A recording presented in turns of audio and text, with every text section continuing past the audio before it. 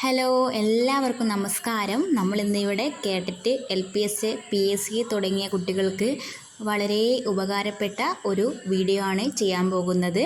അപ്പോൾ ഇതെൻ്റെ പുതിയ യൂട്യൂബ് ചാനലാണ്. എല്ലാവരും എന്നെ സപ്പോർട്ട് ചെയ്യുക. ആദ്യം തന്നെ ഞാൻ എക്കണോമിക്സിലെ ബാങ്കിങ് ചരിത്രം ദേശസാൽക്കരണമാണ് എടുക്കാൻ പോകുന്നത്. എല്ലാവരും എൻ്റെ യൂട്യൂബ് ചാനൽ സപ്പോർട്ട് ചെയ്യുക, ലൈക്ക് ആൻഡ് സബ്സ്ക്രൈബ് ചെയ്യുക, അതുപോലെ നിങ്ങളുടെ ഫ്രണ്ട്സിന് അയച്ചു കൊടുക്കുക. അപ്പോൾ ആദ്യത്തെ ക്ലാസ് ഞാൻ തുടങ്ങുകയാണ്. ബാങ്കിങ് ചരിത്രം ദേശസാൽക്കരണം. ഇന്ത്യയിൽ ബാങ്ക് വളർച്ചയുടെ കാലഘട്ടം എപ്പോഴൊക്കെയാണ്? ഒന്നാം ഘട്ടം 1770 മുതൽ 1969 വരെയുള്ള കാലഘട്ടമാണ്. രണ്ടാം ഘട്ടം 1969 മുതൽ 1990 വരെയാണ്. മൂന്നാം ഘട്ടം 1991 മുതൽ നിലവിലുള്ള കാലഘട്ടം വരെയും.